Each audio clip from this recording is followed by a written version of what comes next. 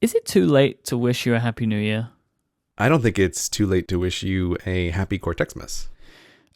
Yeah, I feel like we need to really do that before, because Cortexmas has happened. If we say it's going to happen now, that's not true, right? Because there will be more soon. But we had a lot of Cortexmases in the last year, though, let's be real. Right, there were a lot of them. So Were there? I don't know. It felt like there were so few. Like, Cortexmas is such a precious time. And I guess that ties into your 2017 theme. Was it? No, wait, mine was the year of less, right? You were like year of something or other that no one could work out. You don't remember my theme for the year? I'm disappointed. You don't remember my confusing, poorly articulated theme for the year? I didn't. No, I didn't remember it. It's written in front of me, and I still don't know what it meant. So we're gonna talk about our yearly themes, but we're gonna talk about last year's. We're gonna evaluate how we performed against our yearly themes. So we kind of established these in episode 44 of Cortex and spoke about them a little bit more in episode 45. If you're catching up, it's probably worth listening to those as well, so you can hear us establish our themes. My theme of 2017 was the year of less, which was your 2016 theme, right? That was where that debuted, as the year of less. Wow, we've done this for this is the third year. Wow. Third time that we've done this. It's becoming a real tradition. Yeah, I think that the 2016 one wasn't as like set in stone. Like, it wasn't a set in stone, but it was just like something you mentioned that was what you were thinking about in that year, right? But then I think it might have been in 2017 where we started to like think about this as a thing. That's when we started to lock ourselves in to get like a real tradition going, which is important. Yeah, I guess. I find traditions to be very important in podcasts. People can look forward to it. And it's something that is obviously caught on, because I had people even in person tell me, when are you doing the 2018 year theme episode? So people like it. Yeah, I've got to say, people do like it. I had a number of people mention in person to me as well, like they were thinking about their own themes for the year, and I've seen a bunch of chatter on the Cortex subreddit about what people are going to do for their own themes for the year. So I do say I think people like it, and when we started talking about this, I'll just again reiterate that I really much prefer the idea of a theme versus a goal.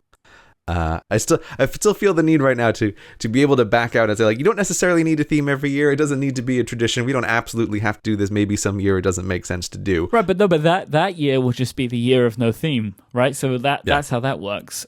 Right. Okay, that's how that works. That the yearly theme stuff was so much better than resolutions. Because resolutions are dumb. What you are doing is creating a basic idea or framework that you can build mini goals and resolutions in throughout the year. Yeah. Like instead of me saying, oh, my New Year's resolution is to hire somebody, it was, I'm going to be doing a year of less, and then part of that might be doing this, but I want to see how it goes. So it works way nicer because it's more open-ended. It's just a phrase as opposed to like a thing that has an actual like binary yes or no, did I achieve it? And I think that is a much nicer way to think about my working life. So I appreciate that introduction to that idea. Yeah, it's way better for the reasons you said. I also like the idea that you don't feel as bound by it. Like if someone sets up a theme for the year and they realize halfway through the year it doesn't make sense, is not the same thing as like, oh, I've set the goal that this is the year I'm going to be really healthy, and now I'm just a big fat failure. Right? It's a different thing of like, I want to adjust the theme midstream. Like it's a much better way to think about things. And again, like I'll say that these are like my personal feelings on it. So for my company, we have goals and objectives that we want to hit, right?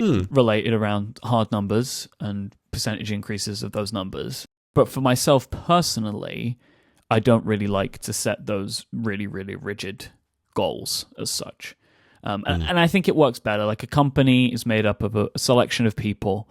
And I feel like that the goals, if you want to look at like, oh, what will our revenue be like? Or how many listeners will we have, right? There are types of things. Setting goals and objectives for those makes sense because it is vital for the existence of the business that those things remain or grow. Where like for me personally, it is not vital to my existence as to whether maybe I was going to say whether I go to the gym 3 times a week or twice. Possibly it is. Maybe that's a bad example. But it is not vital to my existence of how many books am I going to read this year? That doesn't. I don't live or die on that metric.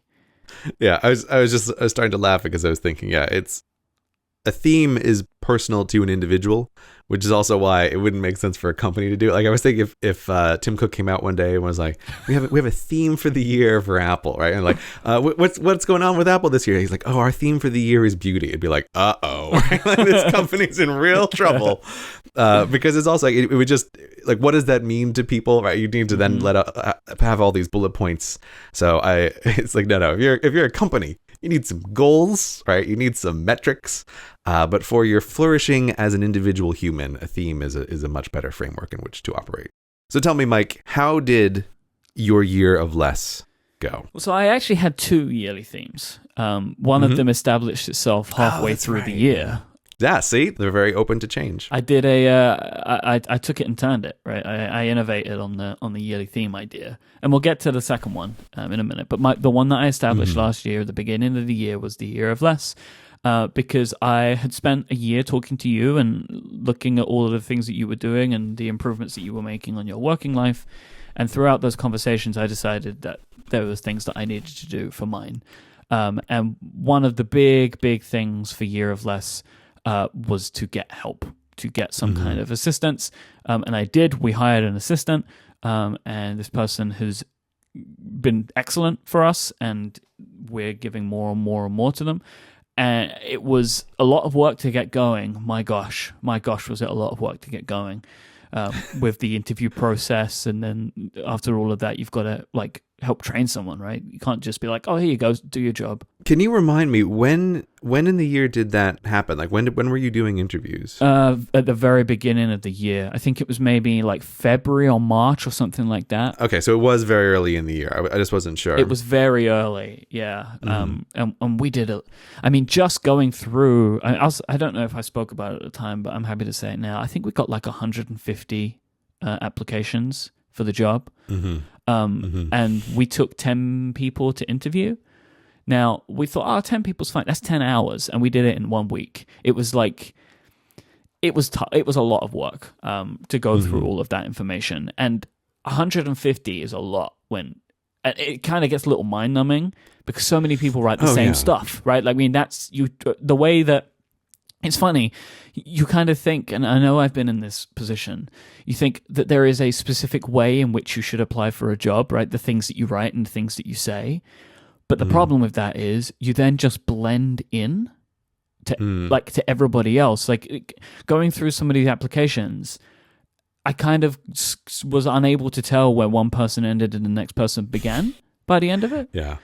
And then, but you've also got the opposite problem. If you try and stick out too much, you maybe take a bit of a risk. It is a tricky thing to apply for. It's a delicate balance, yeah. Because if you stick out too much, now you're the weirdo, right? And it's like, oh, okay, this is the application that sticks out way too much. There are certain types of jobs where it's easier. Like with yours, people were able to provide you with a piece of work, right?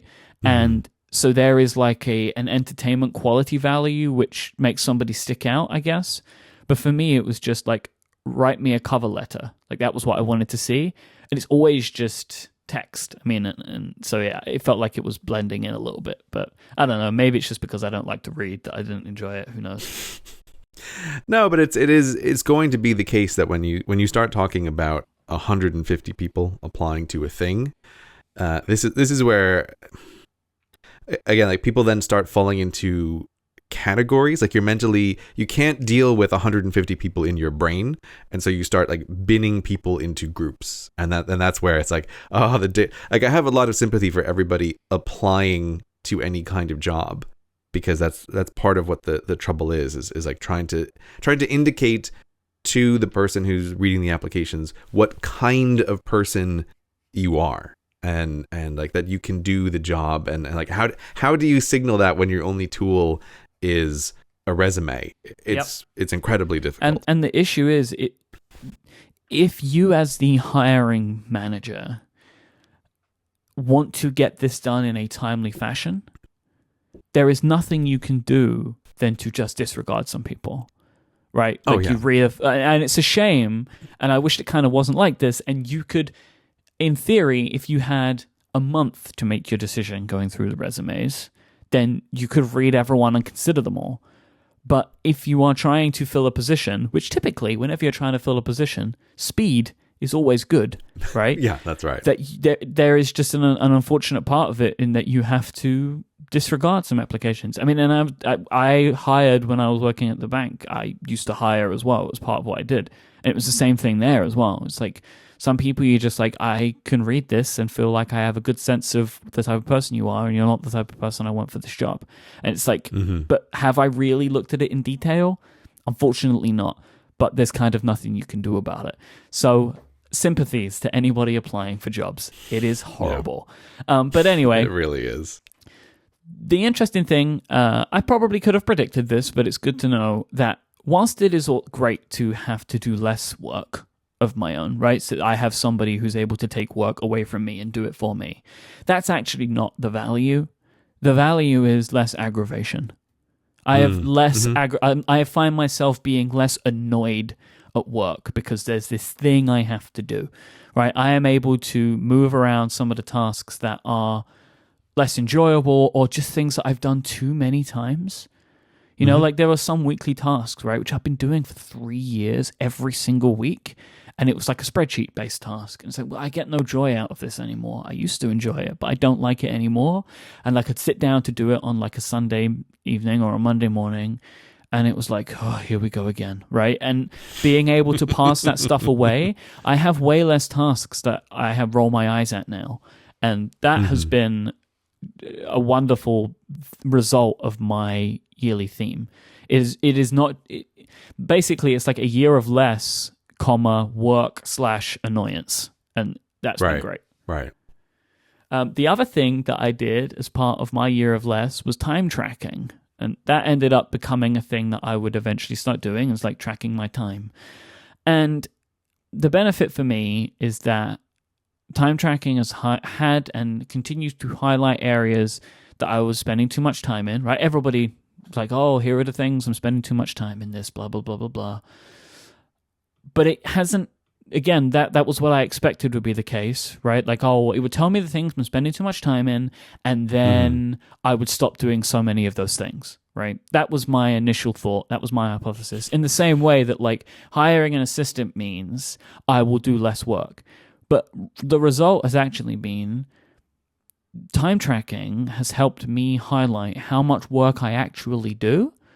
And those numbers make me feel psychologically better, because anybody that runs their own business, especially, but anybody that is very invested in the work that they do, can get into a situation where it's on your mind all the time. Yeah. So you feel like you're working 24 hours a day. So to be able to look at graphs and charts and say like, oh, on Monday I actually only worked for 5 hours, not 23. There is like a psychological benefit in that for me, where I don't feel like I'm as busy anymore because I actually have some stuff that I can point to. Yeah, I think the phrase you used earlier in the year talking about this was that you can talk back to your mind, and I think that's a great that's a great phrase, because it's when your brain thinks that you've been way busier than you actually are. It's busy releasing all of the stress hormones and worries that are related to that, and it's a way to try to calibrate your brain to say like, yes, we're busy, but it's not what you think it is, brain. So you can chill out. We don't need to be at 11 on the anxiety meter of all the stuff that needs to get done. Like, we can take it back to a much more reasonable level.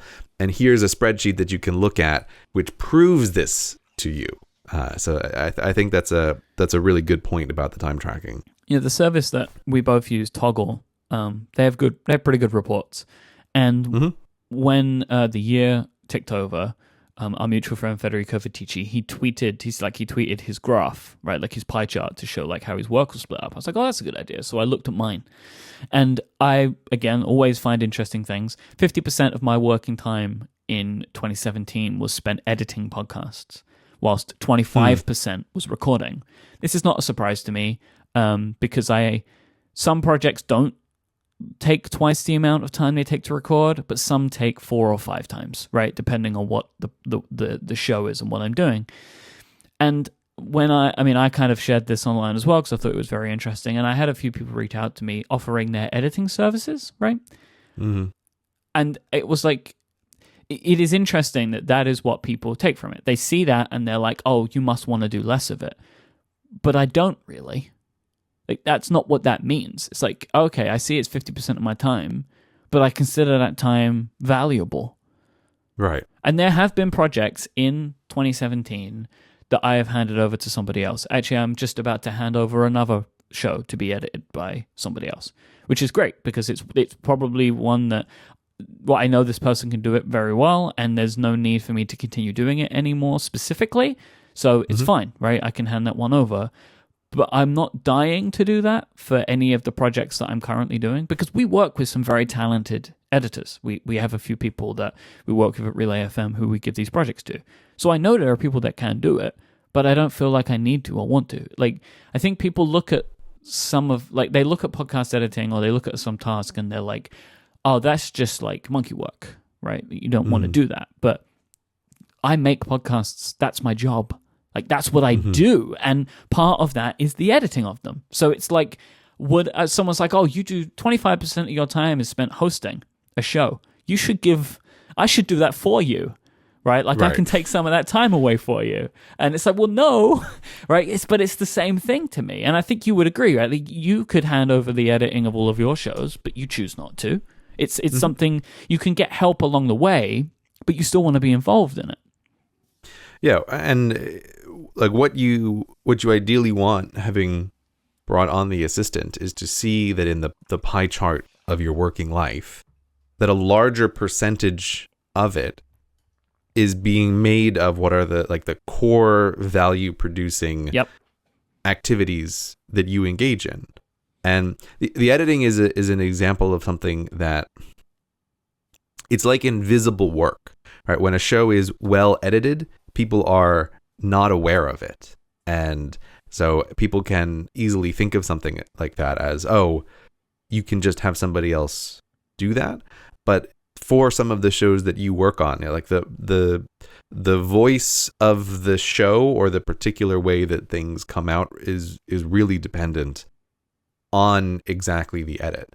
I have to say, I am a little bit surprised at the ratio of your editing time versus recording time. I was surprised about it. I was. But like, I see it and I'm like, okay, right? Like, it was a surprise to me, but it's like, if that's what it takes, that's what it takes. I mean, okay, I will also say, like, podcast editing also includes all of the posting and all that sort of stuff. So it can add a little bit more time on every time, right? Like, right. It might add like 15 minutes on every single time. Okay, that makes more sense though, actually, than that ratio. It includes everything that happens from the moment I open Logic to the moment that the show is posted, right? Like, it includes all of that stuff.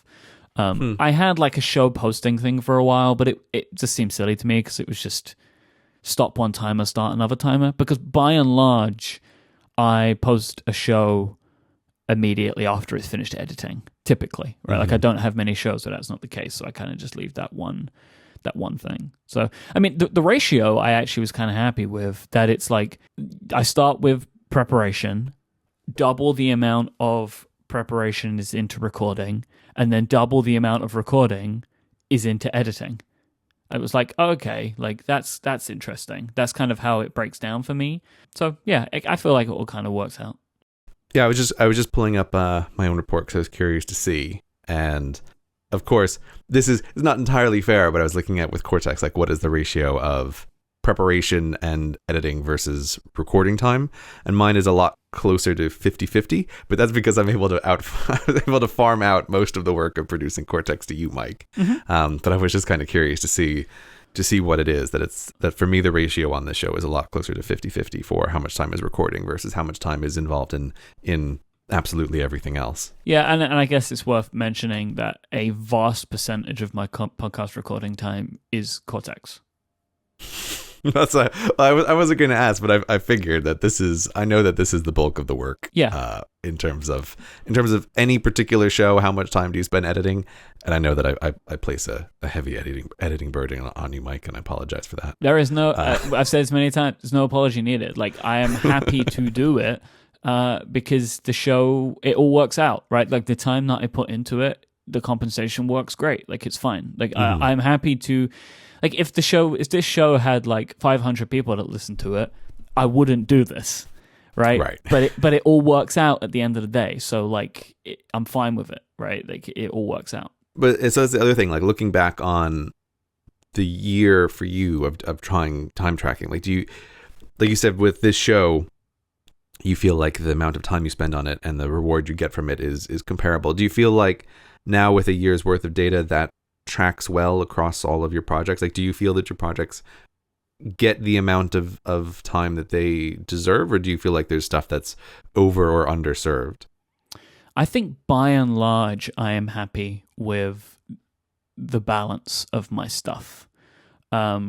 Especially because, you know, I've seen some of those things go down. So some of, again, so I'm going to put a link to this image in the show notes so people can see it. And I'll give a bit of color around a couple of things. So, you know, you can see some of these things are self-explanatory, right? Editing, recording, show preparation, sponsor booking. That is like when we have a sponsor and we're inputting all of their information and dealing with contracts and stuff like that. And also contacting new people. It's all of that kind of stuff. Sponsor aftercare, that's just a phrase that I made up. That just means like answering questions and working on things that people need, right? So like our sponsors might need certain things. That decreased significantly for me as the year went on, because this was a lot of stuff that we handed over to my assistant, is the aftercare stuff. So like dealing with people's queries and questions and stuff like that. The one that I was really surprised about was how highly the Mac Stories project was. I was just looking at this. The fact that Mac Stories even registers as a thing for the whole year is hilarious to me. That was the production of the audiobook that I put together. It was a significant portion of my year. So that was a big surprise. It taught me some things to think about for the future if I'm ever going to do that kind of thing again. Because it also went higher then. So Relay FM General is typically whenever me and Steven have calls about the company, I did less of that than in the entire year than working on the audiobook. So that was fun. That was a fun thing to see. But the overall balance of this list, I have no immediate need to change any of it. I am happy with it.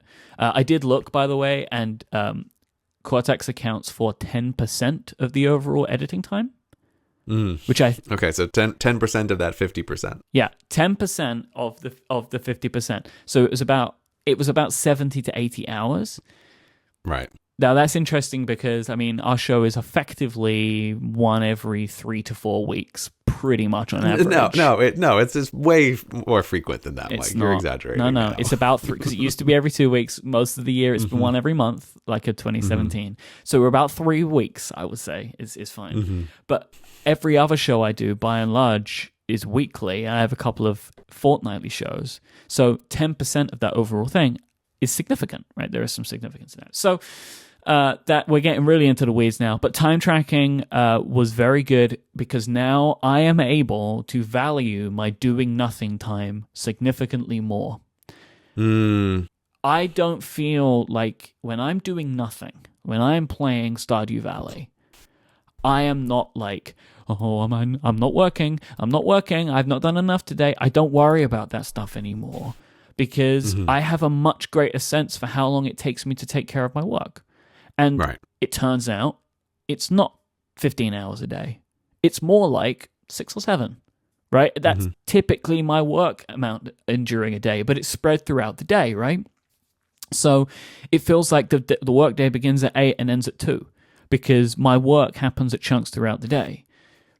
But once I got a better handle on how my time was spent, which I did this year, I'm able to value everything more than before. So that has been a great goal for me, a great thing to achieve. Yeah, I think that is, I mean, this sort of jumping ahead a little bit, this does tie into some of my own thoughts for the previous year. But yeah, being able to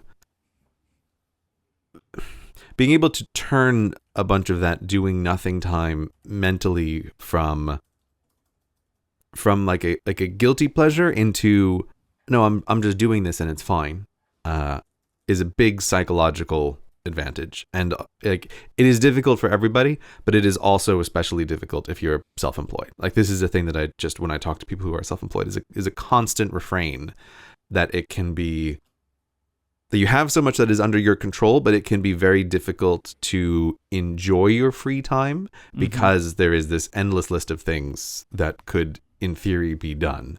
So it's really great to hear that the time tracking is helping you feel like you have evidence to show your brain that you've done stuff. You have a good estimate of how long things take you, and then that makes your doing nothing or relaxing time more able to be valued in the moment. So that sounds like a really great improvement. And another thing that I was even surprised to discover. So I have no idea. I don't know if anybody cares enough to pay attention to this kind of thing. But I would say this is probably a surprise for anybody that does pay attention, including myself. For the first time in maybe my entire podcasting career, 2017 was the first time that I have not launched a new show that I have been a part of. I find this totally shocking. Like, I couldn't believe it. I found it out by accident because I was, for some other purposes, I was looking at all of the shows that we've launched in 2017. And I realized I'm not on any of them. Yeah. Yeah. When you mentioned this to me, I feel like it blew my mind. And I couldn't believe it. No, surely you're wrong. Surely you're wrong. But I'm not wrong. This is the first time ever. And I was like, wow, this is a big surprise to me. How do you feel about that? What it tells me is that I internalized the year theme. I have had ideas that I've just not done because that's adding more, right? A new show is adding more. And I mean, I had some projects that I'd been working on in 2017 that I killed at the last minute because I came to realize how much work they would have taken. And I didn't believe that the value would be there ultimately, either creatively or financially. So I decided not to go through with them. And this isn't a thing. So when we talk about my next yearly theme, it is building on what I learned and how I think to go forward from it. But this was a big surprise to me because I really do believe that this is the first time in 7 years that I have not launched a new show in an entire calendar year period. So I think that tells me that the Year of Less theme was a significant success because I internalized something and basically stopped myself from this habit that I have built up over the last 7 years of every time I have an idea, I just do it. So I was pretty proud. I was pretty happy to see that. It may sound like a strange thing to do, but I feel like I am so congratulatory towards you on that because it is really hard not to just go with all of the new projects, and especially when you have the power to make those projects happen. Nobody can stop me, right? Yeah, no, exactly. It's like nobody can stop you, which is the best and the worst part of it, right? Like you want to do a new project, like there's nobody to stop you, and there's always like the new project is always more exciting than the current project, right? It's always like, ooh, this new project, so exciting, it's turning my head.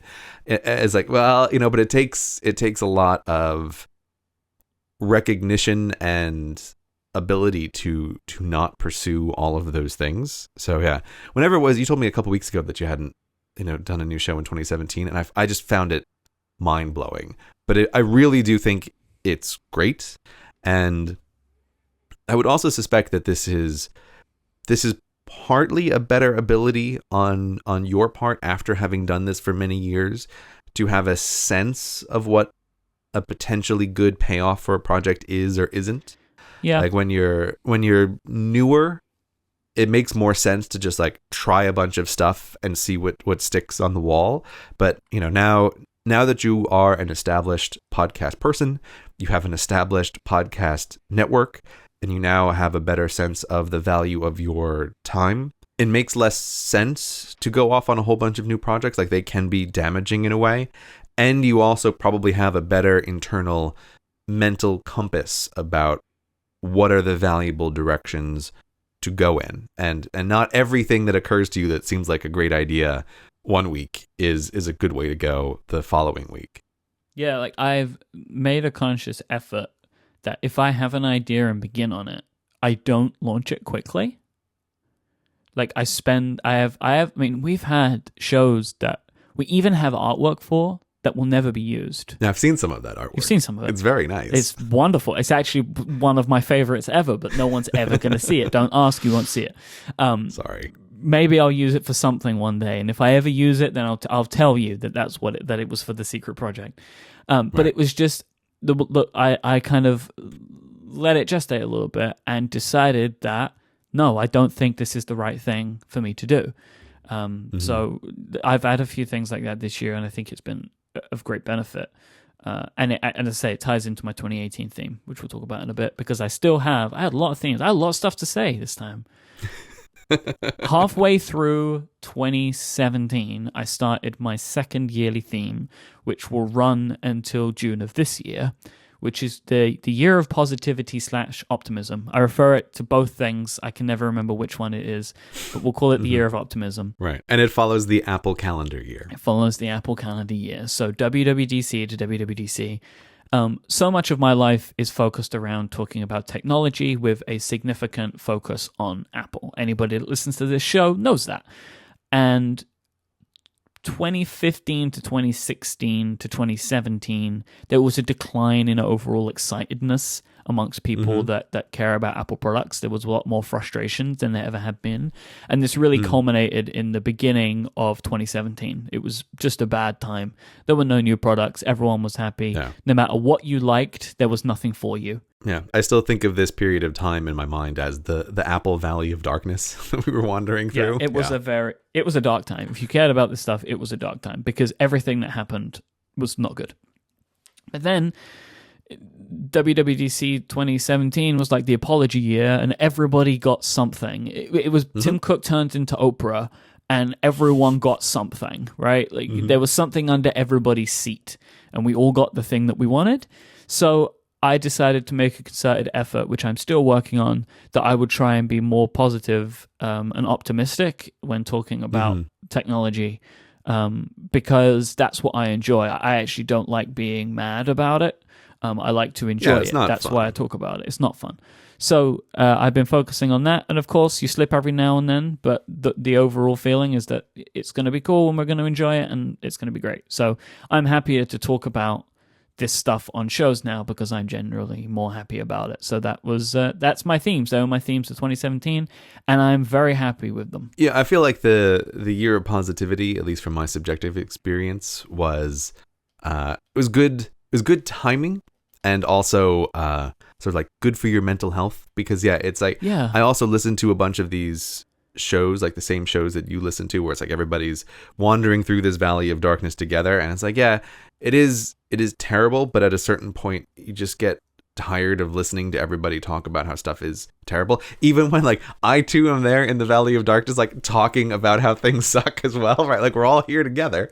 But this is one of these things where, like for mental health, sometimes you have to take a little bit of a reevaluation and say like, stuff sucks, but I'm going to try to force through a thing. And happiness is one of those funny topics. Like it's where you can make things better through playing tricks on yourself. And in some ways, like deciding that you're going to have a more positive outlook on stuff. You can make that start to occur. And like I said, I think it also happened to be great timing and a good time to start it with the 2017 WWDC. But yeah, I'm very glad that we're past that part. Yep. And I have to say, as a listener to your shows, I was always glad when you were doing the Year of Positivity. And I feel like there were a few moments where it really came through. They're like, oh, there's Myke being positive about stuff. Like I can hear him doing it. And as a listener, I was appreciative. Saying it's like a mental health thing is a really good point because it was like I was just finding myself just being sad about the thing that I liked and then having to talk about it like 3 times a week every week. And it was just like, this isn't good for my overall feeling. So I decided to make a change to it and to try and see the lighter side of things. And it's still a battle because I have a lot of opinions, and sometimes my opinions aren't always that things are good. But ultimately, I've been very happy. I mean, and this came out a couple of weeks ago when I was talking about my general contentness in technology, which you decided to be a rain cloud over, but we don't have to worry about things like that. My general feeling about technology right now, I too was happy, is that I'm very happy with my technology right now, and I feel like I'm still on the righteous path of the multi-pad lifestyle, even though some people decided to leave it. So anyway, let's talk about your incredibly confusing 2017 theme. The Year of Betrayal, it was called, I think. You can't let other people's happiness get in the way of your happiness, Myke. Yeah, sure, that's what that is. Mm-hmm. Today's episode of Cortex is brought to you in part by our friends at Hover. Building your online identity has never been more important, and Hover will help you find the domain that shows the world exactly what you are passionate about. When it comes to thinking about new projects, there is never a better time than the beginning of the year, and any new project comes with it a new website, and that website needs a wicked cool domain name. And that is why I have used Hover for so long for this stuff. Any project that pops into my head, I will go there and just get the domain for it. Like, what do you have to lose? Even if you just stick onto it for 1 year of a yearly theme, right? At least you've got it. If the name is there, you've got it, it's locked down. Hover is super, super simple. They allow you to keep your domain separate from your hosting, so you never have to get stuck with a service that doesn't meet your needs. And what I love is that they have best-in-class customer support. They have their Hover Connect feature that allows you to connect your domain to any website builder with just a few simple clicks.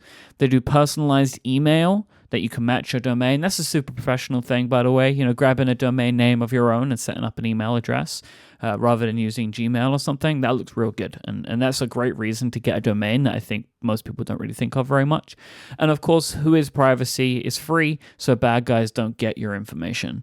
If you want to show the world what you're passionate about and set yourself up for your year, Hover is there to help make that first step. Head to hover.com/Cortex right now and you'll get 10% of your first purchase and show your support for this show. Our thanks to Hover for their continued support of Cortex and Relay FM.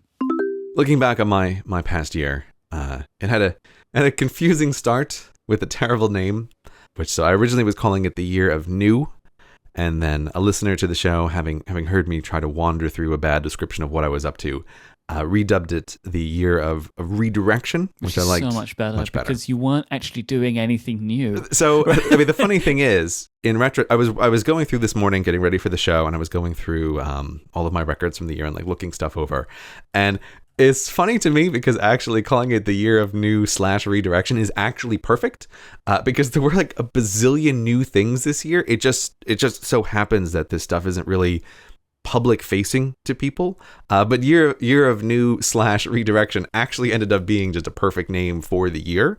But while I was going through the year, I was thinking of it as the Year of Redirection, and what this meant for me was trying to think more deliberately about how I am spending my time. Like what things maybe have too much time, where are some areas where I should spend more time in a different way than I currently was. And part of this was that going into 2017, I feel like I was dealing with a little bit of burnout.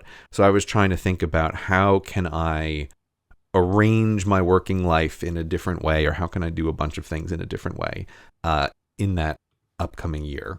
There is a little bit of a funny thing talking about this year, because I realized that this again is one of these funny moments where I feel like I'm coming up against this edge of like being a private person who makes his living in a very public way. And also there was just a bunch of stuff that happened business-wise that doesn't make sense really to talk about in a public way. So it's funny because it's like I had all of this stuff happen, and I redirected a bunch of my energy and time on various projects. But so I am going to have to talk about this in like kind of a high level way, But I'm aware of that because there's a bunch of places where it's like I just don't either want to, or it doesn't make sense really to go into the details. The laser shark business is booming. Myke, don't tell people about the laser sharks. The volcano lair extraction company is it's working excellently. You joke, but you're closer than you think. Oh God! I'm still convinced that you are trying to build an office building. I am convinced of this. I absolutely 100%. I believe that you are trying to build an office complex. But this is the story. This is the thought for another time. I'd love to do it, but I've got to finish my clothing assembly line first, right? Like, there's only so much a man can do at once. Only so many industries and factories you can build upon. Yeah, it's totally true. But yeah, so there's a bunch of stuff which is not obvious to people, but like one of the things that people who pay very close attention to the numbers would notice is like a thing that I decided to do, which you were sort of referencing earlier, is I very intentionally at the beginning of 2017 decided to crank down my podcast output just a little bit. So if someone is going through like how many episodes were published each month, you were joking about there being more Cortexmases, but there totally were. And that was a very intentional decision on my part.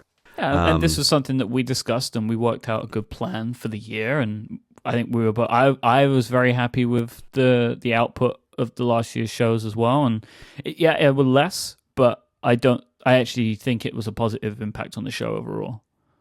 Yeah, and I have to say you were great to work with during this time, because like it is this like one person is saying like I want to pull back 15% right over the course of the year, and it's like, well, it's a partnership, like we work on this thing together, but you were great with this. And so that was one of the big things with the year of redirection for me, was like this was one area where I thought the podcasts are great, they're a great way for me to spend my time. But I was also aware of like, man, I had this little bit of a feeling of burnout, that it's like every week there is a show to do, and I need to have a few more times in the year where it's like, okay, I have 1 or 2 weeks in a row where there's no podcasts. And I think this is the case of being an introverted person. I always do find that the podcasts are quite mentally draining in this very particular way, and I just needed some little bit more time to like recoup from that. That was a case where Year of Redirection was great, like just pulling back a little bit, like I said, about 15% was fantastic, and is one of these cases where it's like, okay, I'm taking a small hit business wise, but I'm getting a massive improvement like psychologically. Like I feel much better about this. And I also think it made the shows genuinely better as well, to have like more breaks. I would say from my perspective, less shows meant that I could prepare better for all of them. Mm-hmm. So like the things that we were talking about and themes, like I was happier with our 2017 output than our 2016 output, because I had more time to come up with ideas. And it is worth noting that this year will probably be pretty similar. Sometimes there's one, sometimes there's two. And that's kind of just how we're going to be going forward, because it fits into both of our schedules really nicely. Because in case you'd never guessed, we travel quite a lot. And sometimes it can be a nightmare for us to align our travel schedules. Like that is an example of a thing where, in one way, it sounds like an easy thing to say, like, oh, I'm just going to pull back a little bit. But I did this across like all of my various business endeavors, was trying to pull back like 15%, like across the board in everything I'm involved with, like in everything that I do. And that ended up being like a whole year-long project. And it was like a very carefully managed thing, and trying to like balance a whole bunch of inputs and outputs. Like that was a really big deal, but I feel like it was a huge success and a big win on my part. And there were a number of times in the year where having that like extra 15% of time really did allow me to redirect efforts and energy into other things that came up, or things that ended up being new endeavors of one kind or another. So it was It was really great for me, and I'm so glad I did it. But I remember at the beginning of 2017, like I was looking back through my initial planning notes, and it's like, man, I was really worried that it was going to make 2017 just a total disaster, that little bit of a pullback, but it didn't. It was really a great decision. A disaster in what way?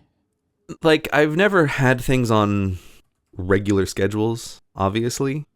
But I feel like there's got to be some kind of minimum threshold below which you go that it starts turning bad. Like, and I was worried, like, maybe I'm closer to whatever that minimum threshold is than I thought, and going like 15% less will bring me below that threshold.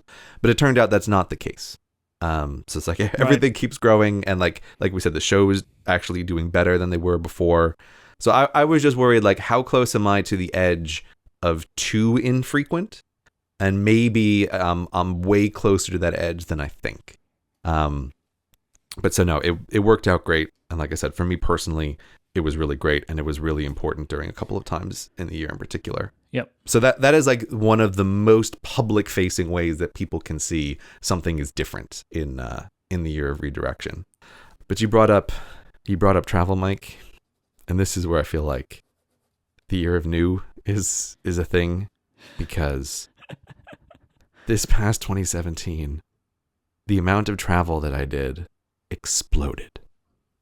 It just exploded in this totally unexpected way, and I feel like here's the best way I can, because I was looking at like how much time I've spent in airports this year, which is like phenomenal amount of time. But the thing that really hit home, which just happened yesterday, was at the beginning of the year, I sort of knew that I was going to be doing a bunch more traveling. I had a vague idea that this was a thing that was going to happen in the year. And I was talking to a friend of mine about it, and he convinced me to sign up for one of the airline reward programs. I was like, I don't know if I should, like, who cares? Like, it's just stupid points. It's wild to me. I can't believe that you weren't on one.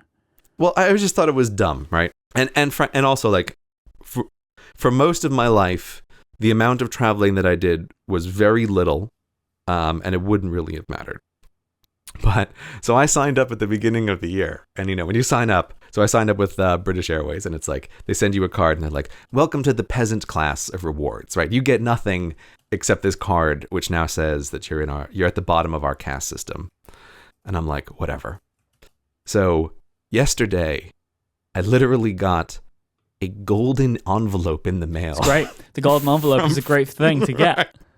From British Airways, that I opened up and had like tissue paper and this fancy thick paper, and they're like, "Welcome to the Golden God class of travel." And I was like, oh God. So I have been on Virgin for the last couple of years, and I've gone through that whole thing. But I had to take a few flights with BA this year because Virgin didn't serve some places. So I lost my gold status.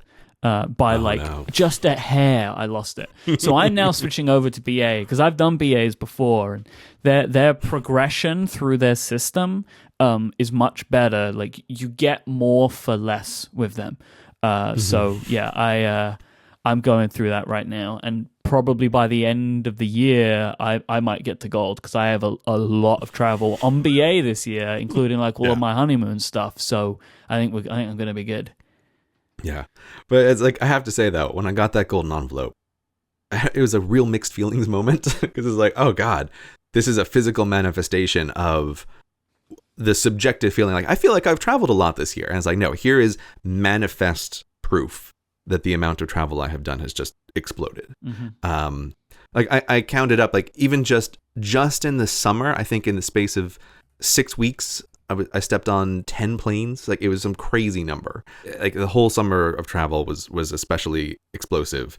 And then this year was on top of that. And this feels like a really new and very different thing in my life. And it was also the case that had I not cut back on some other work stuff, that would, the combination of increased business travel plus maintaining the previous year's schedule, that really would have been a disaster, because we certainly ran into enough times this year of just trying to coordinate both of our schedules that it was really hard, or we were really running up against some very narrow windows of time. We live in the same town, but I think we have seen each other more this year overseas.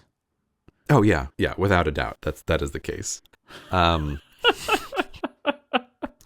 It's been an interesting experience. And I also feel like I've traveled so much, I have become a very fundamentally different person with travel. Mm-hmm. Like I'm now the kind of person who doesn't have a lot of stress cutting it real close getting to an airport. I don't think I'm ever going to get there. I never thought I would be there either, but I have become that guy. My thing is now, I don't think about the fact that I'm going to be getting on a plane very much before I do it.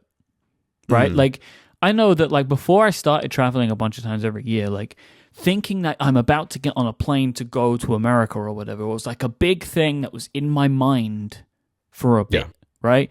But now it's kind of just like, I'll pack, but I'm not really thinking about it. And I pack the day before, and then I just wake up and go to the airport. Like, it's like going to... This is such a terrible thing to say, I guess, but it's like going to get a train now. Because I fly so much, right? And the reason we both do this is basically everybody that we work with, by and large, lives in America. So there's so many businessy things that occur which require us to be on the other side of the ocean. So that I do it so many times now that it's like any kind of form of transport, which is a way healthier way to consider air travel.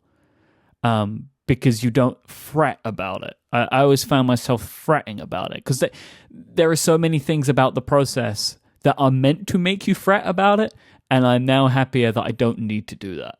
Yeah, I agree. There's a lot of travel fretting that is gone. Part of that is being part of a members rewards program, which has advantages. Like, for me, a huge psychological advantage is being able to pick a seat further and further ahead in time. So it's like, I know I really do not want to be penned in a window seat on an airplane if I can possibly avoid it. And so like getting an aisle seat is extraordinarily psychologically important to me when I'm flying. And so being able to like book and get that way in advance makes a big difference. But yeah, also just like the pure familiarity with travel has definitely decreased the amount of fretting and has made some things possible, which would have been a huge deal. Like an inconceivably large deal otherwise. And I'll briefly relay a story that I feel like encompasses the entirety of my travel year. But I had traveled so much this year that come December, I had decided there's going to be no more travel. I cannot do any more flights. It's too much. It's all too disruptive. I don't want to do it. And it's like, that was one of the reasons why like I was really interested in going to PodCon, but I was like, I can't get on one more plane because I've just flown too much this year. And it's a long one. It takes a long time to get to Seattle, turns out. Yeah, it takes a long time to get to Seattle, but I was thinking like, oh, but I can stay on Grey Master time. It'll all be fine. Right? I was trying to scheme it out, but the rational part of my brain said like, too many flights, dude. You just can't do this. Decide that there is a travel veto on December. No more traveling. And I decided it, and I thought, okay, that's great. And then for reasons that I can't go into the details, we'll just say that this is one of the many problems of being a self-employed dual citizen, where one of those citizenships is America. America makes it real difficult for self-employed people living abroad.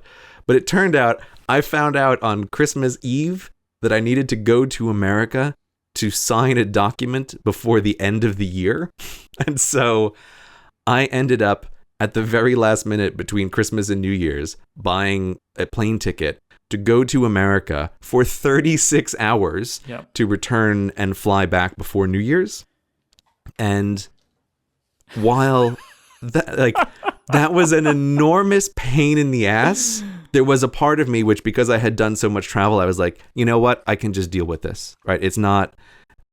It was not something I wanted to do, but had I not done a ton of flying otherwise, that would have been a incredible psychological problem. But I just had this feeling of resignation of like, I guess I'm going to America for 36 hours to sign a single piece of paper that before the end of the calendar year. Like, okay, here I go. Yeah, that really summed up a difference in you. Like, and I noticed it because we were chatting over Christmas, and I knew I was seeing you over the New Year's period, and you told me that you were getting on a plane, and I was like, that's a different man. Yeah, exactly. He's changed. He's changed. Yeah. What I loved about that, though, is even when I checked in, the gate agent looked at my ticket and she's like, "You're going to America for 36 hours?" And I'm like, "Yes, that Don't is judge correct, me. ma'am." You don't know my struggles. Yeah. It was totally nuts. But I felt like that was the perfect encapsulation. I decided there's no more travel. And of course, at the 11th hour, something else comes up, which is like, this is mandatory travel. You have no option about it.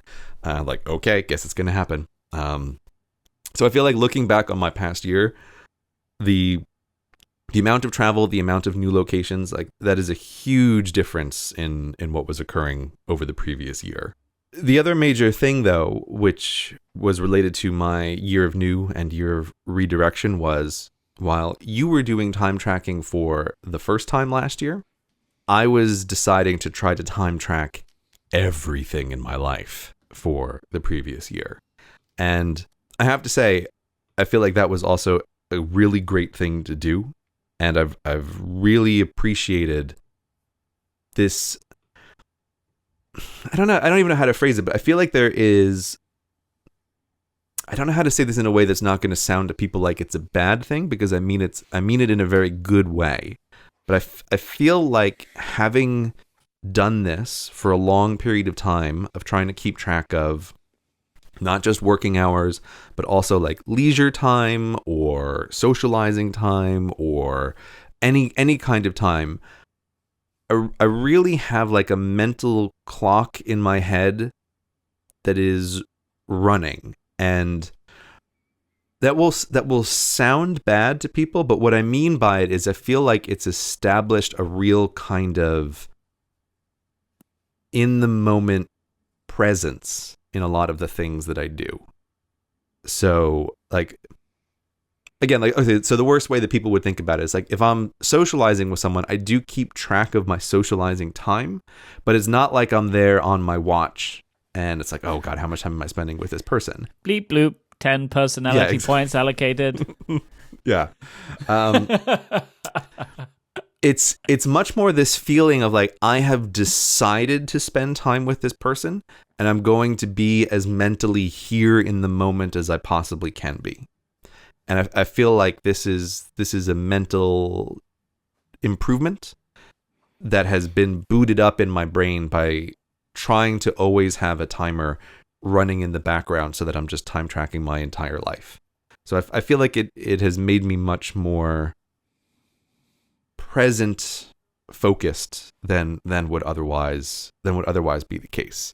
So I would not recommend that everybody do this thing that I have done. Like, I really think it is on the edge of crazy to try to time track an entire life, but I have found it really good, and it has been a worthwhile thing to do after having already been for years familiar with the idea of doing just time tracking around more specific activities. Yeah, I think I have an example of this too, because I do ultimately think that what you do is way more than I would want to do. But once you get into time tracking as a concept that exists in your life, you're able to apply it to some different things. So, as is always with human beings, I am trying to make a more concerted effort of taking care of my health. And right now, that is meaning to exercise more. Now, I'll give you a fact about Myke Hurley.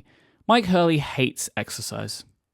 I have tried so many different things. I have never, ever enjoyed physical activity. I didn't enjoy PE in school. I just don't. For whatever reason, I'm not good at any of it, and I don't like it. It's just how I am. I do not get a good feeling from going to the gym, no matter what I do. I just don't. I know that this is something that people get and whatever, and endorphins and blah, blah, blah. I never get a good feeling out of it. Yeah, those people. That's my feeling. Exactly. The only type of activity that I enjoy is swimming. I like to swim. I'm pretty decent at it. I enjoy it. And it's, I believe, to be a pretty good workout. Now, the problem that I have is that where I live, there are not a lot of places I can swim. So I have to travel somewhere to go to a pool and travel back. And the problem that I was seeing was I believed that it was taking too much time for me to complete this activity, and that it was eating into my days too significantly. So I decided to time track it. I was like, let's find out, shall I? Like, I've had this feeling a bunch before, so let's find out. I was right. It was taking too much time. So I have optimized some of the travel to and from the place that I'm going to. So like I've tried to find ways to cut down the travel time and to build it into days differently. But I got the answer that I needed from actually doing some real time tracking to see how many hours this thing was taking. I was finding that it was taking me like 3 hours to do 45 minutes of swimming. Right. Well, that's not good, is it? Right. Like that's not efficient. So I've found ways to cut that down by like a third. So it's like, okay, so let me try and see how I can build this in. So yeah, that's just an example of when you get into the time tracking mindset, you can use real data to prove theories or disprove theories and then action upon them. That's what the benefit for me is of seriously time tracking. But I am not of the inclination to do what you do. Yeah. Like I don't want to track the time that I spend playing Nintendo. Like I don't need to see that. Right? Like, I'm good. I'm good. Let's just assume that all of the time that isn't work time is spent playing Nintendo, and then we're good. Yeah, but see, this is why I like doing the whole lifetime tracking, because a thing that when we get to what our themes for the next year are, I'll talk a little bit about more. But it does then, if you're trying to do the whole life tracking, there is data in like the missing data. And that's an interesting thing to look at, is to say like, oh, when, I'm awake 16 hours a day, and like, but how many hours did I actually get in the day? And then that missing piece becomes an interesting piece of data of like, where did that time go? Or why is it that during this week or this month, I was clearly way worse at time tracking than other times?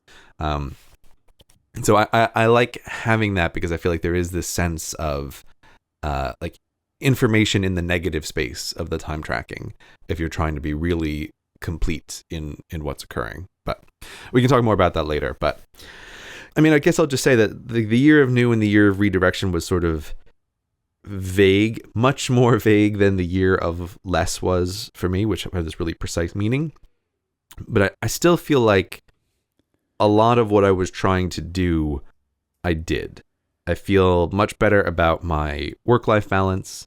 There were some things last year that made me think about like just how I spend like family time, and wanting to try to increase that. And like that is definitely a thing that I accomplished. There were a bunch of just like new things that I did, new experiences. Like there's some new business ventures. Like there's just there was a bunch of like new stuff that was great, because I had been able to redirect how I spent some of my time into those new things. Like that's the balance. Like it wasn't that you were necessarily seeking out these new things, but by redirecting your time, new things could come to you. It's kind of like that is the way I think that it ended up balancing out. Because I don't know if you necessarily set out the year to be like, I need some new business ventures. I don't know if necessarily that was what you were thinking. Like when you open up space, things become available. So I feel like that was really good. I guess in some ways I feel like I had much more of the advantages and fewer of the disadvantages of being a self-employed person during the year of redirection. Like I think that's largely what happened. Like I did some analysis. I did like an 80-20 analysis of where are the pain points in my life and where are the benefit points in my life, and realized that was a little bit off, and worked to reduce the things that were causing pain and increase the number of things which were causing enjoyment. So I feel like that's the summation of like year of redirection ended up being the year that I was able to benefit more from being a self-employed person than I had in previous years. Yeah, because you could do whatever you wanted, right? There was more of that feeling of like I can pick and choose and do the things that I want to do, without the feeling of like I am bound into the things that I must do. There was kind of a little bit more flexibility in there. Yeah, I mean, I always think that there's it's a thing I see with a lot of people, and it's very natural for it to happen. But it's like, I don't know how to phrase, but there's this way that being successfully self-employed, you can end up just building yourself a golden cage.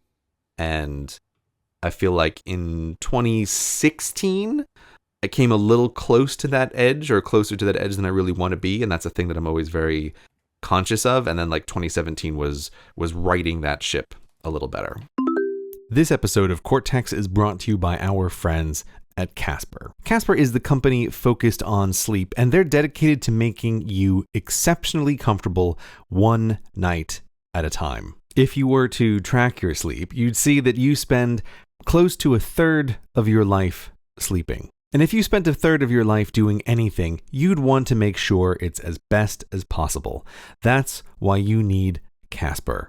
Casper mattresses are perfectly designed for humans, with engineering to soothe and support your natural geometry. It's got all the right support in all the right places. They combine multiple supportive memory foams for a quality mattress with just the right sink and bounce. You can be sure of your purchase with Casper's 100-night risk-free Sleep On It trial.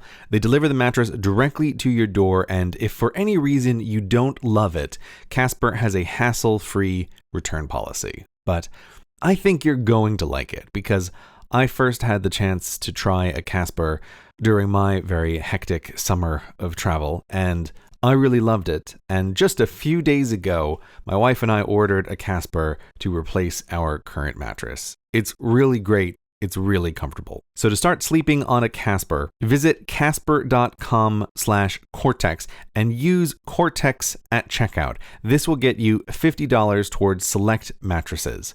Once again, that's casper.com/Cortex and offer code Cortex for $50 towards select mattresses. Thanks to Casper for supporting the show. So I have two themes for 2018 starting out, which is also being coupled with my Wait a second. third theme, which is running into a June. Yeah, so you're going to have 3 overlapping themes? That's what's going to happen? Okay. Yeah. Well, okay, so it will make sense when you hear them. So one of the themes of my year is the year of adulting. I am going to become a serious adult this year. Is my thinking. Okay. It's time to get serious. Because this year I turned 30 years old and I'm getting married. It's pretty serious. Yeah, I feel like these are pretty serious big adult things that will occur. Yeah. So I know that's just going to be a prevailing thing in my life this year. I don't believe there are any significant actions to it. But they are just guiding a lot of things that are happening. So especially my wedding, it is guiding a lot of activity and focus this year in a way that I am going to take my foot off the gas a little bit more with some work stuff this year, because I have a very serious big event going on. So that's kind of a thought. And really, I don't think that no one will see it, right? No, it's kind of in a way less than what you did. Like, I'm not going to pull back on a bunch of stuff, but it's just informing some things that I'm going to be doing and kind of how I'm going to be approaching some projects that are existing and new, because I'm going to be having this huge thing going on in my life this year, which I'm very excited about.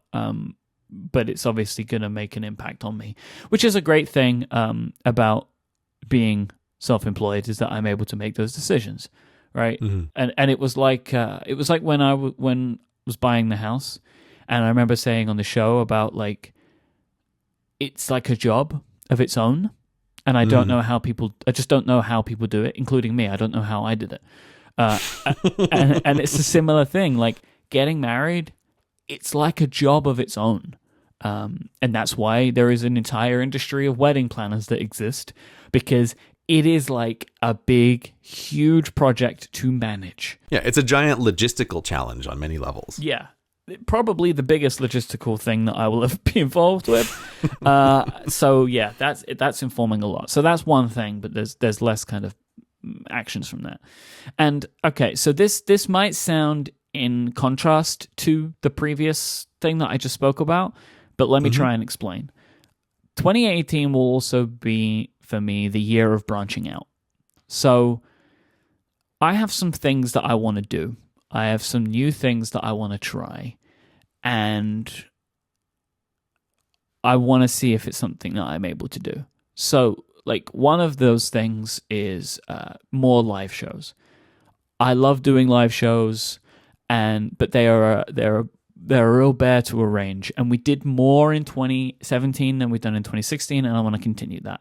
I don't have any handle on what that's going to be. I have no plan. We have no plan, like significant plan right now, but we want to do more of them, right? So we want to hopefully do one at WWDC this year, which we didn't do last year. So, no plans, but it's just hopes. And so that is a big thing, because anytime you add another live show into the calendar, like it's a big logistical challenge. And I am very lucky in that I have Stephen to manage that stuff. Stephen is very good at putting together live shows, my co-founder at Relay Event. It's something that he has developed in his skill set. But for me, if I'm involved in hosting them, that is huge for me. So like before I do any type of live show, I go into an almost catatonic state. I can't talk to anybody. And I really get kind of like focused on it in a very significant way. Like for like an hour before, I'm like sick. I don't even know what it is. I don't know if it's nerves. I don't know where it comes from. I don't know if it's stage fright. I don't know what it is. Because as soon as we start, I'm great, fine, I can do it. But I feel like I always need to prepare more. And so I kind of get into this like zone for a while. So there are always a lot to do, but it's something that I get great pleasure from when we do them. Like I love doing it. So we want to try and do more of that. And then trying new ideas is probably the bigger thing for me. And I mean, I've made hints to this in the past that there is an idea in my brain, it is a podcast idea. I don't know if it's ever going to happen because it's so different to anything else that I have done. But I have been stewing on this idea for about 6 months and it won't go away. It keeps coming back. It's a good sign. Yeah. That's what, like, so that's that. Okay. So that's one of the big things, right? 2016, Myke would have already launched this project. Right. Right. But 2017, Myke learned to wait.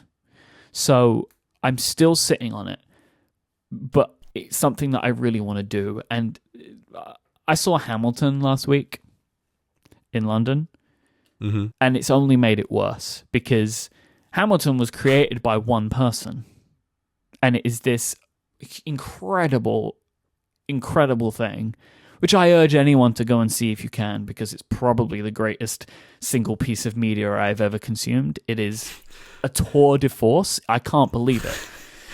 I was just going to say here, like, I haven't seen Hamilton. I was aware, whatever it was, like last year when it first came out, that I started hearing everybody in the world talk about and overhype this thing. And I got like sick of hearing people talk about Hamilton. And I was like, this is ridiculous, whatever. Like, this is just like a fad. But then I felt like my mind was changed because last year I watched Moana. And I was like, man, the music in this was just amazing. Yeah. Like, it just made this was so like, this music is great. And I thought, like, this is one of the best movie watching experiences I've had in a really long time.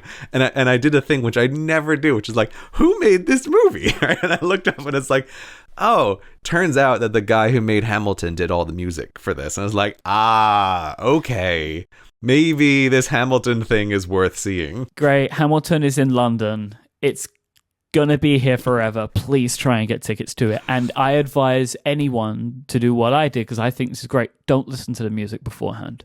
Experience it. Who would do that? Who would do so that? Many people. Because honestly, you can, and it's fine, and you can get it, but see it.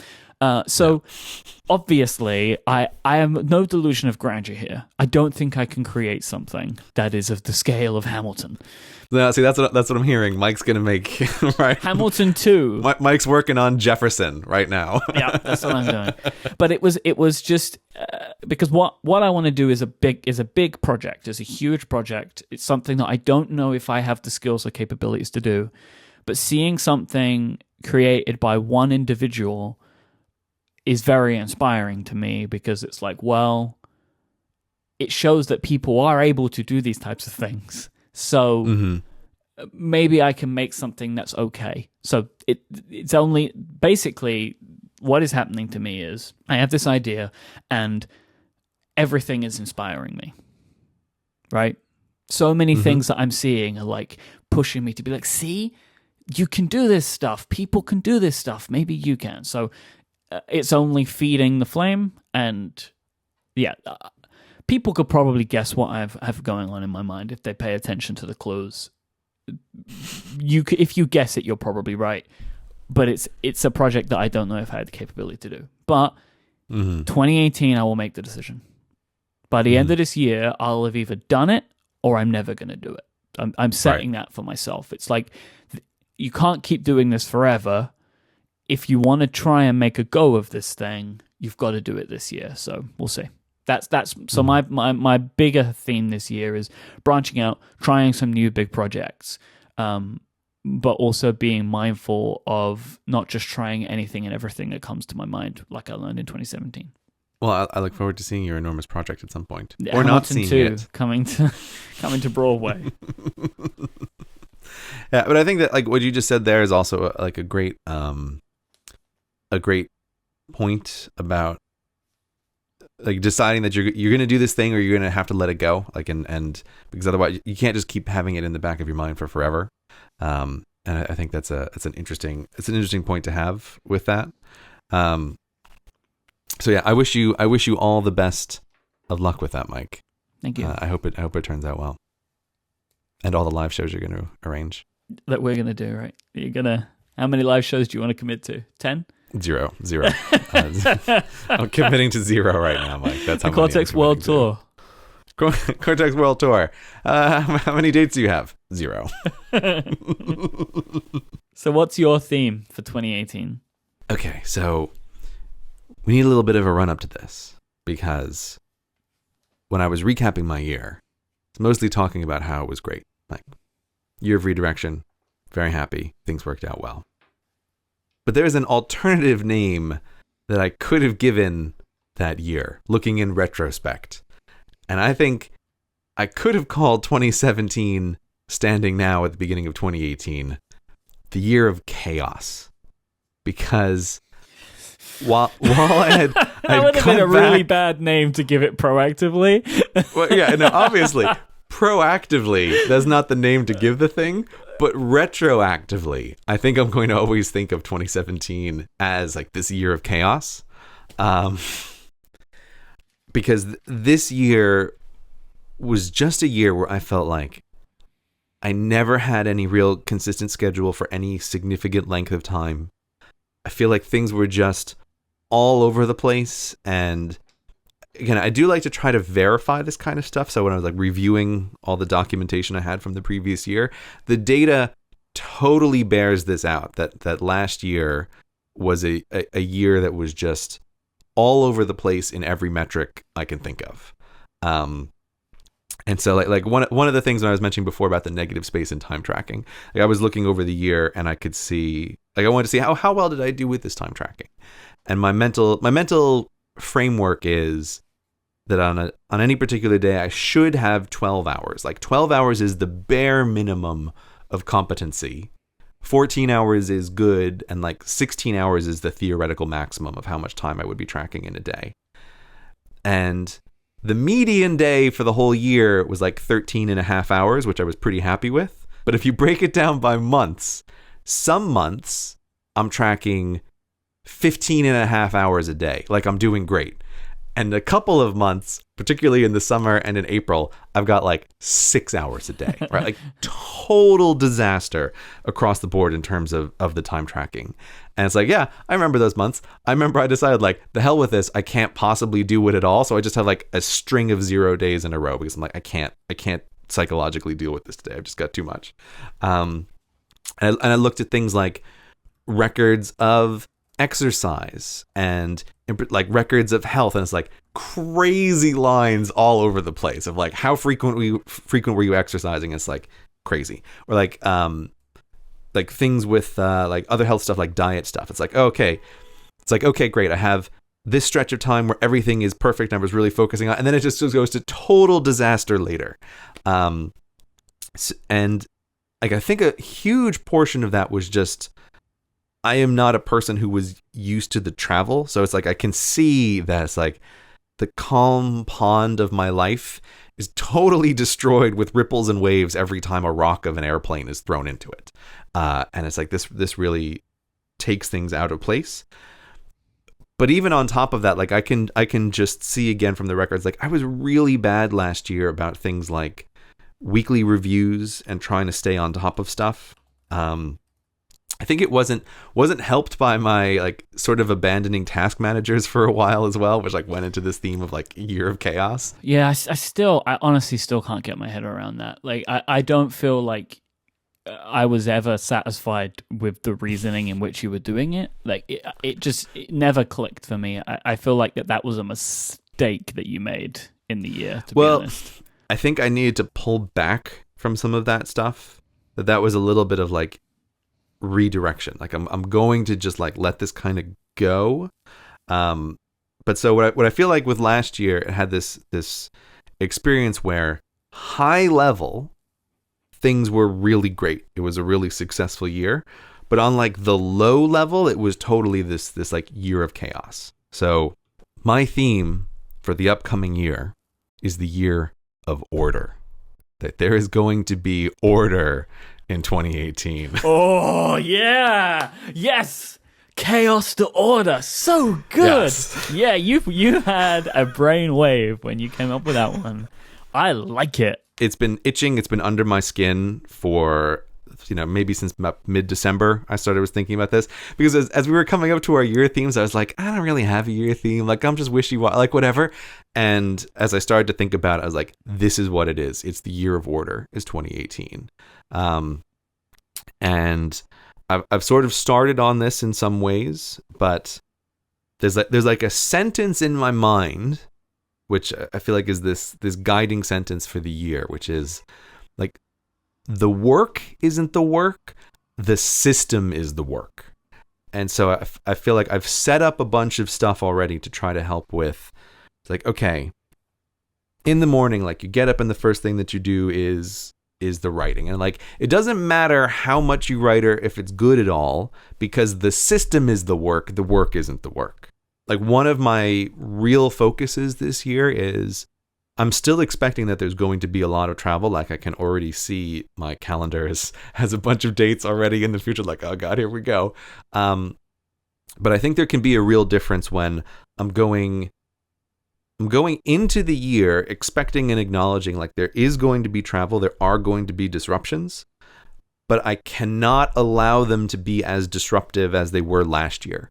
Because I feel like last year I was really caught off guard by a lot of that kind of stuff. So for me, one of the things is like reestablishing a very clear schedule and sequence of habits to follow. Like, that is one of the big things for me in the year. And it's really interesting because I'm coming back to you off the end of a Gregcation, off in the snowy wastelands, meditating on this idea of the year of order. You're on a leadership retreat. My wife literally has started to call these things that I do. She's like, you're going on corporate retreats for one. Like, that's what you're doing. Yeah. And it's like, yes, that is 100% the case. Set up a little table, little name plaques, and then you move around the table depending on what you need to be talking about, Yeah, we do. I mean, there's brainstorming on whiteboards of like, where's the company going to go for the next year? How do you build the human pyramid? That's an excellent question. Wouldn't you like to know?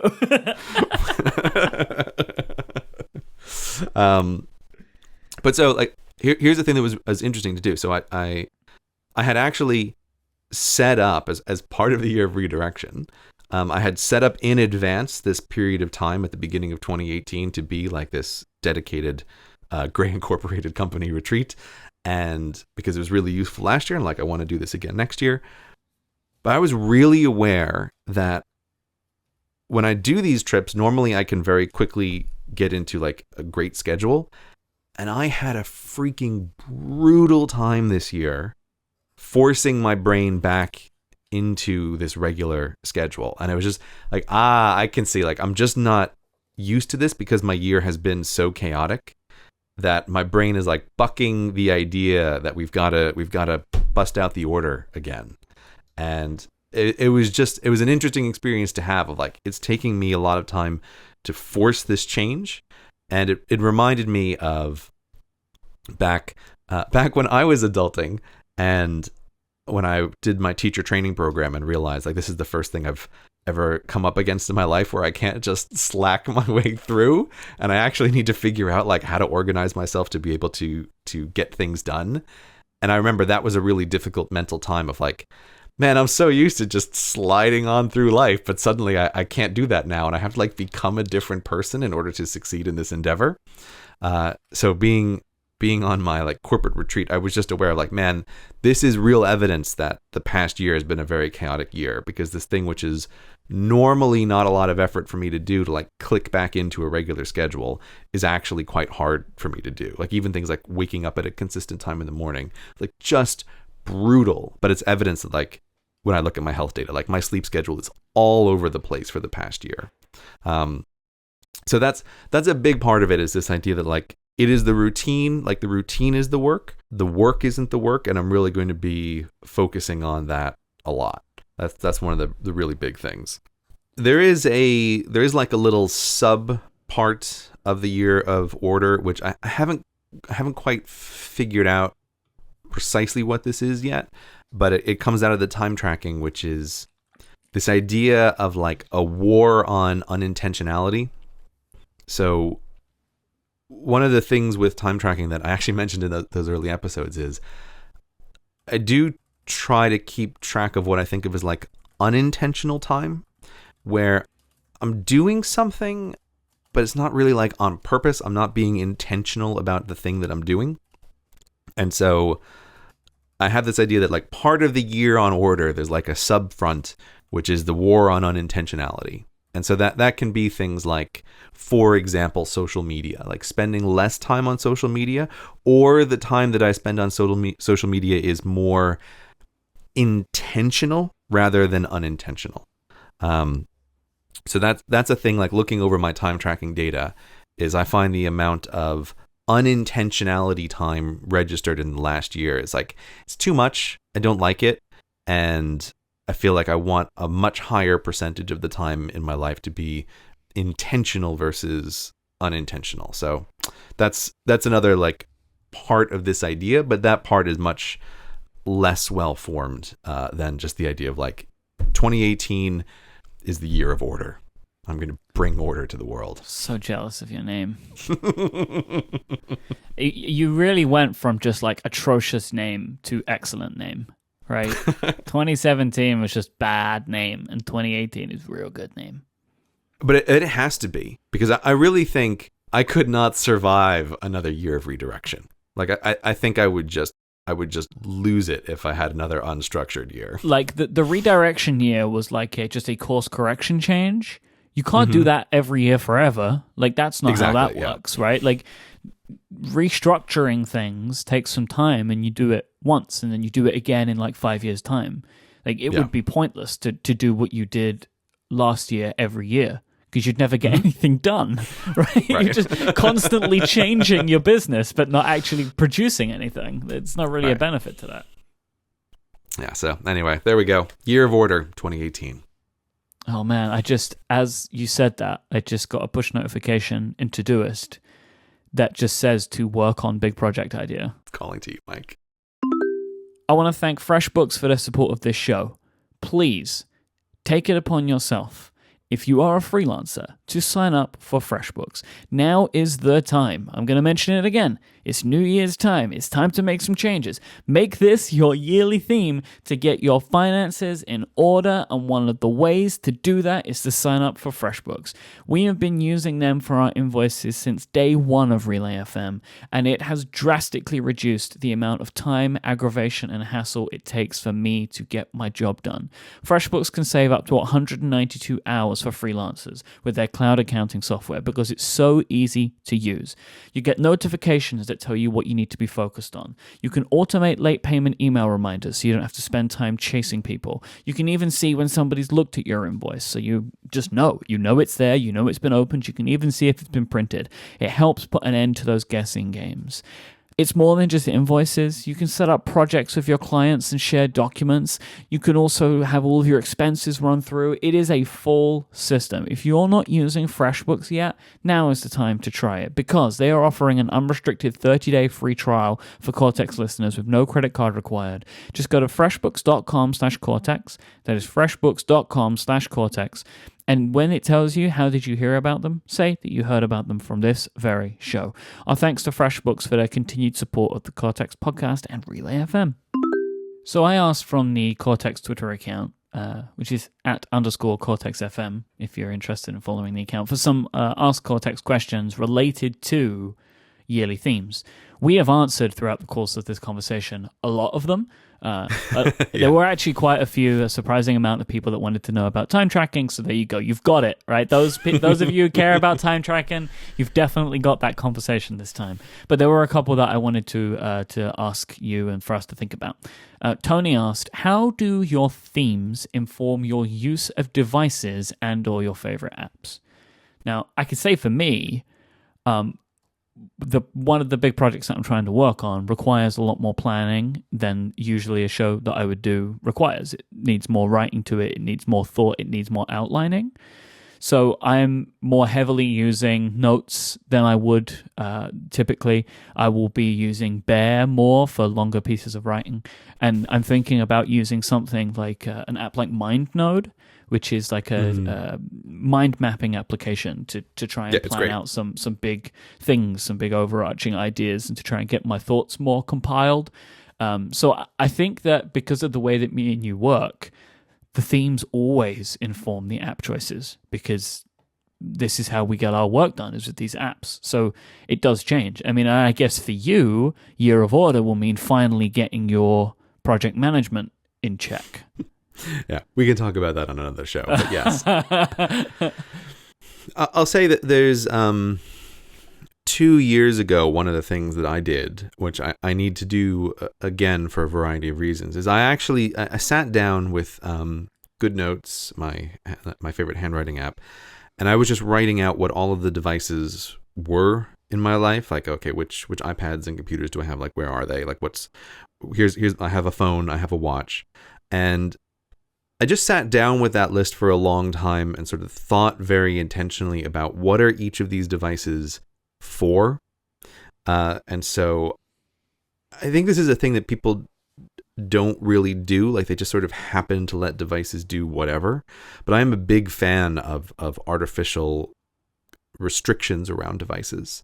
And I'm definitely intending to, again, sit down and really think through, like, what is the minimum viable use for the various devices in my life? Like, I'm not interested in devices that can do absolutely everything all the time.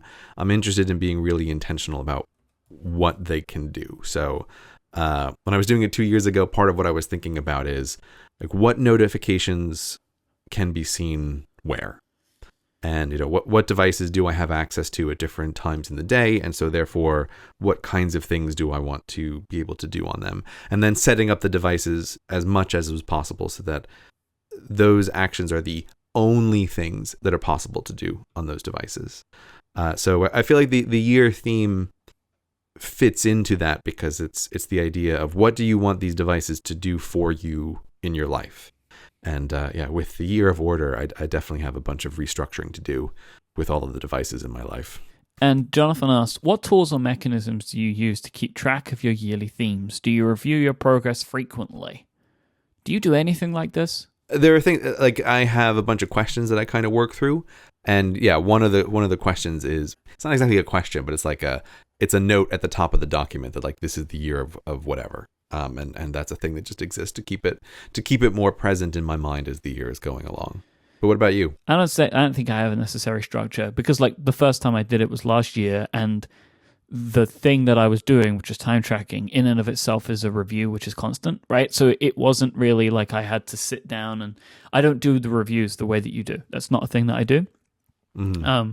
Especially as well, a lot of my work is kind of, it's self-structured in that way. Like, that's true, yeah. I am very focused on quarter to quarter because that's how my business operates. So I don't really have to sit down and do a performance review of myself because I can see it on a spreadsheet how the business is doing and course correct where needed. I mean, maybe if I want to continue doing my year of branching out, it might require more reviews because these are things which are bigger than numbers. These are different things. Like last year, I could still really look at numbers more, and those numbers were in of themselves just easy to see how it was going. But my branching out stuff, it's a lot more fluffy than last year's goals, right? So it may require some progress reviews. I haven't worked that out yet, but it's probably something I should think about.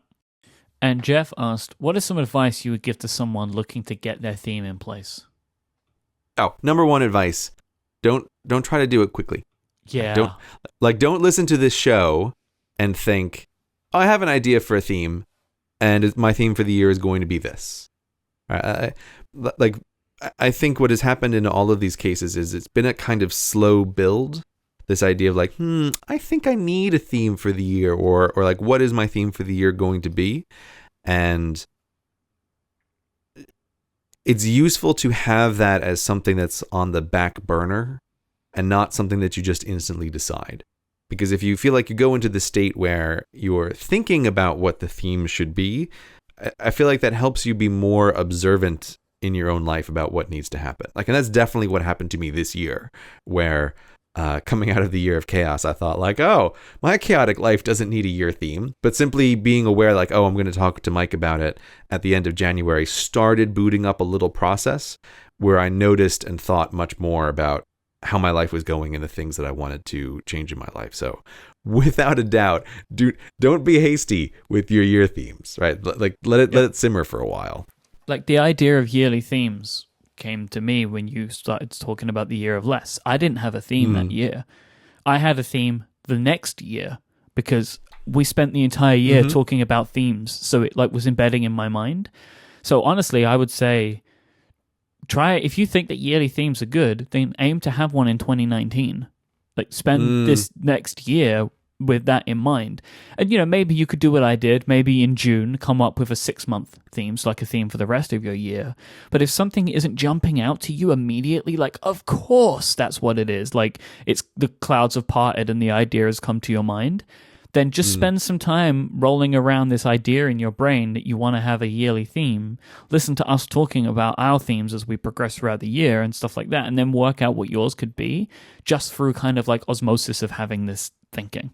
Don't push it.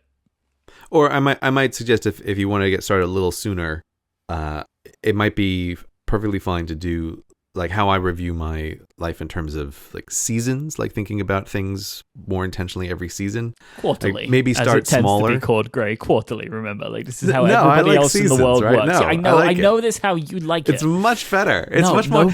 It's much more romantic, Myke, to call it a season, yes, right? Of course it is. But is that how we think of our work now? Romance? I really appreciate the vague boundaries of seasons. I don't like the precision of the quarter. I like the vague boundary of the season, right? So.